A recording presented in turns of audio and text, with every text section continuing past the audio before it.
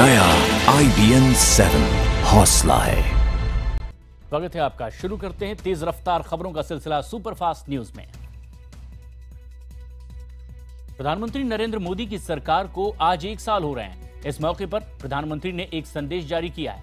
इसमें उन्होंने कहा है कि प्यारे देशवासियों, आज के ही दिन 1 साल पहले मुझे देश के प्रधानमंत्री की जिम्मेदारी दी गई थी और मैंने अपने आप को प्रधान सेवक समझता हूं और अपनी जिम्मेदारियों को भक्ति की तरह निभाता हूं। हमारी सरकार का खास ध्यान गरीबों और किसानों और कमजोरों पर है। जनधन योजना, अंत्योदय, पीएम जीवन ज्योति बीमा योजना, सुरक्षा योजना, अटल पेंशन फंड जैसी स्कीमों के जरिए हम अपने अन्नदाताओं को खुश रखने की कोशिश कर रहे हैं। प्रधानमंत्री नरेंद्र मोदी ने आज देशवासियों के नाम संदेश दिया है, जिसमें उन्होंने बताया है कि सरकार गरीबों और किसानों के लिए काम कर रही है। प्रधानमंत्री नरेंद्र मोदी ने अपने संदेश में यह भी साफ किया है कि लगातार विकास के पथ पर देश आगे बढ़ रहा है और इसी गति से वो इसे आगे ले जाते रहेंगे। अपनी सरकार के 1 साल पूरा होने के मौके पर देशवासियों के नाम एक संदेश में प्रधानमंत्री नरेंद्र मोदी ने साफ कहा है कि वो अब सही दिशा में देश को आगे ले जा रहे हैं। उन्होंने खास तौर पर यह भी कहा है कि वो खुद को प्रधानमंत्री नहीं, प्रधान सेवक के तौर पर काम कर रहे हैं। प्रधानमंत्री नरेंद्र मोदी की कमान में आज केंद्र की एनडीए सरकार ने 1 साल पूरे कर लिए हैं। पिछले साल आज ही के दिन 26 मई को प्रधानमंत्री ने अपने मंत्रिमंडल के साथ पद की शपथ ली थी। 1 साल का जश्न मनाने के लिए सरकार ने बड़े पैमाने पर तैयारी की है। कोशिश अपने 1 साल के काम को ज्यादा से ज्यादा लोगों तक पहुंचाने की है। पार्टी नेता प्रेस कॉन्फ्रेंस और जनसभाओं के जरिए अपनी बात रखेंगे। वहीं प्रधानमंत्री किसानों के लिए एक नए चैनल का उद्घाटन करेंगे। आज केंद्र सरकार का 1 साल पूरा होने के मौके पर बीजेपी के 55 मंत्री और नेता देश के अलग अलग हिस्सों में प्रेस कॉन्फ्रेंस करेंगे और साल की उपलब्धियों का लेखा जोखा जनता के सामने रखेंगे। बीजेपी अध्यक्ष अमित शाह करनाल में, गृह मंत्री राजनाथ सिंह जम्मू में, विदेश मंत्री सुषमा स्वराज भोपाल में, वित्त मंत्री अरुण जेटली अहमदाबाद में, संसदीय कार्य मंत्री वेंकैया नायडू पुणे में और भूतल परिवहन मंत्री नितिन गडकरी पटना में प्रेस कॉन्फ्रेंस करेंगे। वहीं रेल मंत्री सुरेश प्रभु विदिशा में, जल संसाधन मंत्री उमा भारती मेरठ में, टेलीकॉम मंत्री रविशंकर प्रसाद बेंगलुरु में, तो मानव संसाधन मंत्री स्मृति ईरानी अमेठी का जिम्मा संभालेंगी। स्किल डेवलपमेंट मंत्री राजीव प्रताप रूडी बिहार के बाढ़ में, अल्पसंख्यक मामलों के मंत्री मुख्तार अब्बास नकवी पूर्णिया में और खाद्य उपभोक्ता मामलों के मंत्री रामविलास पासवान मुजफ्फरपुर में प्रेस कॉन्फ्रेंस करेंगे। प्रधानमंत्री नरेंद्र मोदी ने कल मथुरा की महारैली में अपनी सरकार के 1 साल का हिसाब पेश करते हुए यूपी सरकार से अपने 1 साल के काम की तुलना की। पीएम मोदी ने कहा कि देश में बुरे दिन खत्म हुए हैं और देश में चारों तरफ उमंग की नई लहर है। एनडीए सरकार का 1 साल पूरा होने के मौके पर प्रधानमंत्री नरेंद्र मोदी मथुरा पहुंचे और सरकार का 1 साल का रिपोर्ट कार्ड पेश किया। 365 दिन मैंने जो काम किया है, सरकार ने जो काम किया है, अगर मैं सारा गिनाने जाऊं तो 365 घंटे भी कम पड़ जाएंगे भाई। हर पल नया निर्णय किया है, हर पल नया इनिशिएटिव लिया है, हर पल परिवर्तन का प्रयास किया है। और मैंने आपको कहा था, मैं कभी चैन से बैठूंगा नहीं, मैं कभी वैकेशन नहीं लूंगा, मैं कभी आराम नहीं करूंगा। पीएम मोदी ने कांग्रेस को परिवारवाद की राजनीति करने वाली पार्टी बताते हुए कहा कि देश की जनता ने बीजेपी को पूर्ण बहुमत दिलाकर परिवारवाद की राजनीति को जड़ से उखाड़ फेंका। पिछले 1 साल में कोई घोटाले की खबर आई है, कोई भाई भतीजेवाद की खबर आई है, कोई रिमोट कंट्रोल की खबर आई है, कोई नेताजी के दामाद का किस्सा सुना है, किसी नेताजी के बेटे का किस्सा सुना है। 1 साल पूरा होने पर जहां मोदी सरकार अपनी उपलब्धियां गिनाने में जुटी है, तो वहीं कांग्रेस भी उनकी नाकामियों का पिटारा खोलकर बैठ गई है। पूर्व वित्त मंत्री पी चिदम्बरम ने कहा है कि मोदी सरकार ने पिछले 1 साल में काम से ज्यादा अपना बखान किया है। उन्होंने ये भी आरोप लगाया कि यूपीए सरकार की योजनाओं का नाम बदलकर मोदी सरकार उसे नए नाम से चला रही है। मोदी सरकार के खिलाफ कांग्रेस ने वाराणसी में विरोध प्रदर्शन किया है। साथ ही कांग्रेस नेताओं ने मोदी सरकार पर जमकर वार भी किया। राज बब्बर ने मोदी सरकार की आलोचना करते हुए कहा है कि ये जुमलों की सरकार की बरसी है। उन्होंने पीएम मोदी के सेल्फी लेने पर कटाक्ष किया। मंगोलिया को मदद पर सवाल उठाते उन्होंने कहा है कि पीएम के पास मंगोलिया को देने के लिए पैसे हैं, लेकिन किसानों को देने के लिए नहीं है। मोदी सरकार के 1 साल पूरे होने पर महाराष्ट्र कांग्रेस ने आज मोदी सरकार की पुण्यतिथि मनाने का ऐलान किया है। इसके लिए महाराष्ट्र में कई जगहों पर सरकार की वादा खिलाफी के विरोध में कांग्रेस रैली निकालेगी और सुबह 11 बजे से मुंबई के गिरगांव चौपाटी से आजाद मैदान तक मुंबई कांग्रेस अध्यक्ष संजय निरुपम के नेतृत्व में विशाल पदयात्रा निकालने की भी योजना है। इस पदयात्रा के दौरान किसानों की खुदकुशी, भूमि अधिग्रहण जैसे कई और मुद्दों पर मोदी सरकार को घेरने की कांग्रेस कोशिश करेगी। इस पदयात्रा के दौरान किसानों की खुदकुशी, भूमि अधिग्रहण जैसे कई और मुद्दों पर मोदी सरकार को घेरने की कांग्रेस कोशिश करेगी। कांग्रेस ने दावा किया है कि कई हजारों की संख्या में कांग्रेस कार्यकर्ता और आम जनता इस रैली में शामिल होंगे। केंद्रीय मानव संसाधन विकास मंत्री स्मृति ईरानी आज एक दिन के अमेठी दौरे पर जाएंगी। स्मृति दौरे की शुरुआत सलोन विधानसभा से करेंगी और वहां 5000 गरीबों को प्रधानमंत्री बीमा सुरक्षा योजना के तहत बीमा की सौगात देंगी।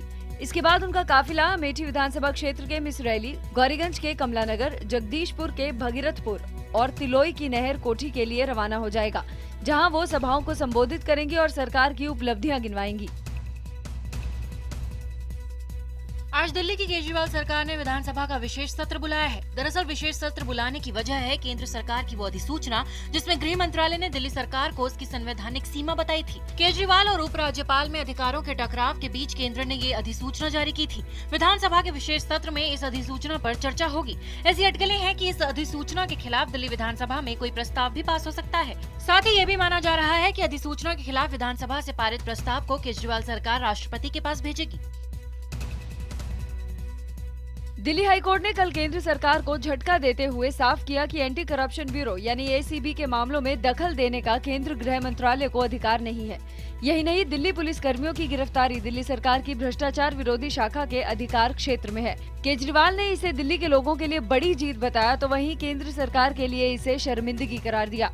उप मुख्यमंत्री मनीष सिसोदिया ने भी ट्वीट करके कहा है कि दिल्ली में एसीबी को कमजोर करने की केंद्र सरकार की कोशिश नाकाम हो गई है। दरअसल केंद्र सरकार ने एक निर्देश जारी कर एसीबी के दायरे को सिर्फ दिल्ली सरकार के अधिकारियों तक ही सीमित कर दिया था। दिल्ली सरकार के 100 दिन पूरे होने पर कनॉट प्लेस के सेंट्रल पार्क में सीएम अरविंद केजरीवाल ने ओपन कैबिनेट की और अपनी सरकार की प्राथमिकताएं गिनाई। केजरीवाल ने कहा कि उनकी सरकार 11 मुद्दों को प्राथमिकता में लेकर काम कर रही है, जिनमें बिजली, पानी, शिक्षा, स्वास्थ्य, महिला सुरक्षा, जेजे कॉलोनी, अवैध colony, anti corruption, traffic, pollution और महंगाई जैसे मुद्दे शामिल हैं। यही नहीं, केजरीवाल ने दिल्ली में 67 सीटों पर मिली भारी जीत को भगवान का करिश्मा बताया।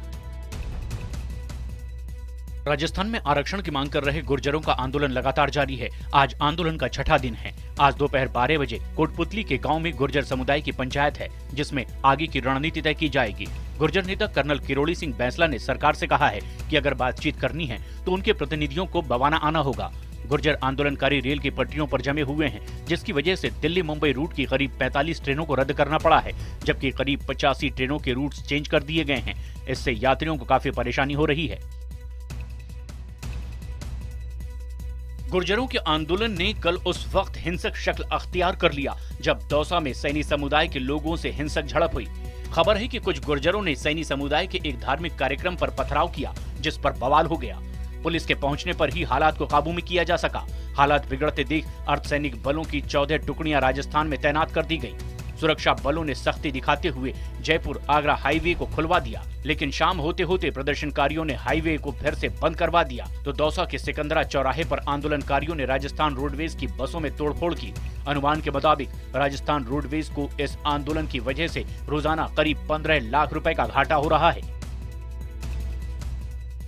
स्विट्जरलैंड ने स्विस बैंकों में खाता रखने वाले 2 भारतीयों के नाम सार्वजनिक किए हैं। स्विट्जरलैंड ने उन्हीं लोगों के नाम सार्वजनिक किए हैं जिनके खिलाफ उनके अपने देश में जांच चल रही है। स्विस बैंक के खाते वाली इन 2 महिलाओं के नाम स्नेहलता और संगीता साहनी हैं।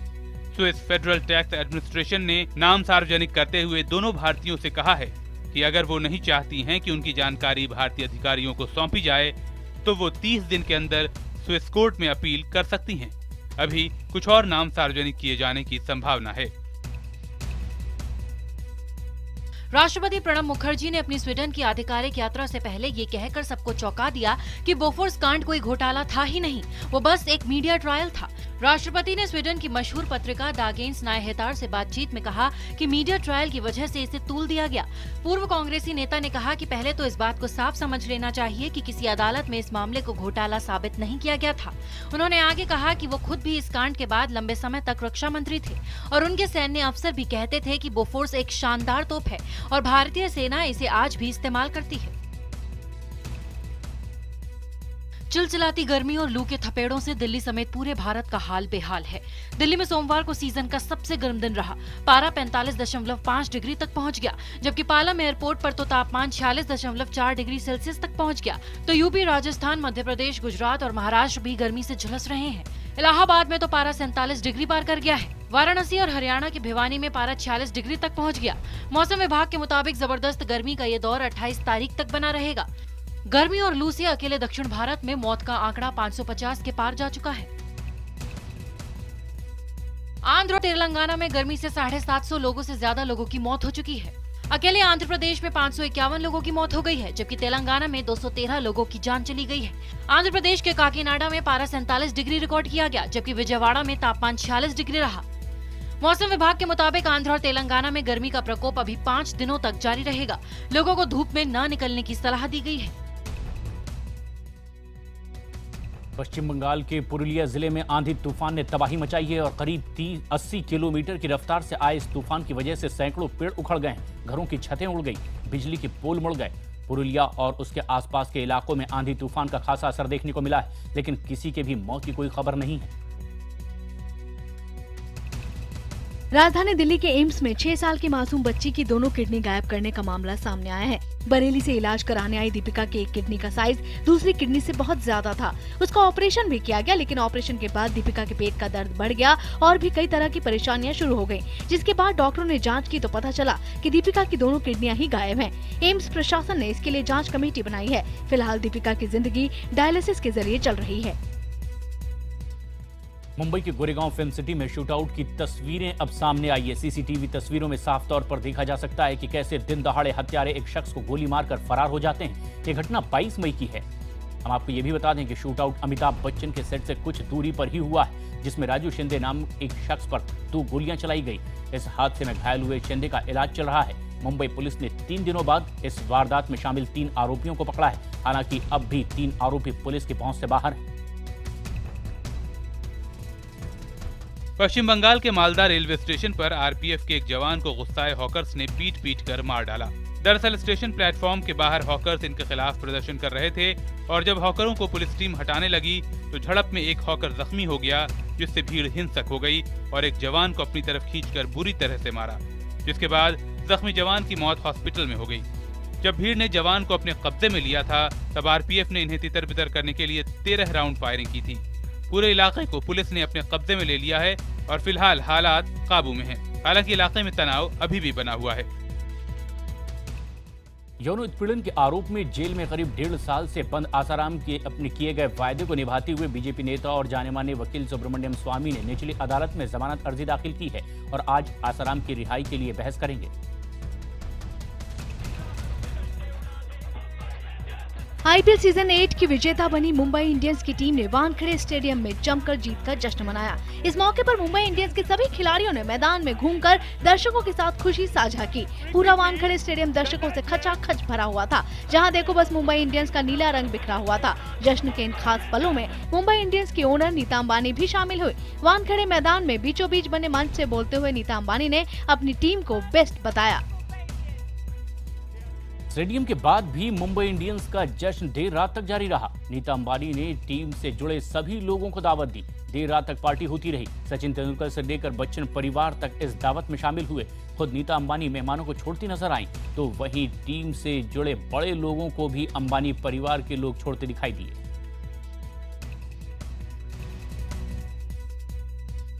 चेन्नई सुपर किंग्स को हराकर मुंबई इंडियंस आईपीएल चैंपियन बन गई है और मुंबई के वानखेड़े स्टेडियम में जमकर जश्न हुआ।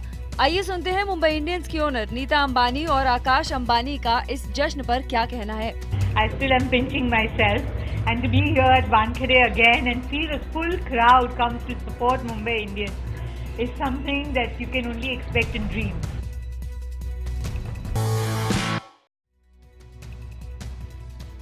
इमरान हाशमी स्टार और अपकमिंग फिल्म अजहर का टीजर रिलीज कर दिया गया है। टॉनी डिसूजा के निर्देशन में बन रही ये फिल्म पूर्व क्रिकेटर मोहम्मद अजहरुद्दीन की बायोपिक है। फिल्म को एकता कपूर प्रोड्यूस कर रही हैं। खबरों की माने तो प्राची देसाई अजहर की पहली पत्नी नौरीन और नरगिस फाकरी दूसरी पत्नी संगीता बिजलानी के रोल में नजर आएंगी। हिमाचल प्रदेश के मंडी में सोमवार को सुपरस्टार सलमान खान की बहन अर्पिता खान शर्मा का वेडिंग रिसेप्शन हुआ है। रिसेप्शन में शामिल होने के लिए पूरा खान परिवार रविवार शाम ही मंडी पहुंच चुका था। आयुष और अर्पिता की शादी को पूरे 6 महीने हो चुके हैं। ये रिसेप्शन अर्पिता के यानी कि उनके पति आयुष शर्मा और उनके परिवार ने अपने पैतृक निवास पर रखा था। बजरंगी भाईजान की शूटिंग के दौरान कई कश्मीरी लड़कियां जब करीना से मिलने के लिए आई तो करीना की खूबसूरती के साथ साथ उनके कपड़ों की भी तारीफ की।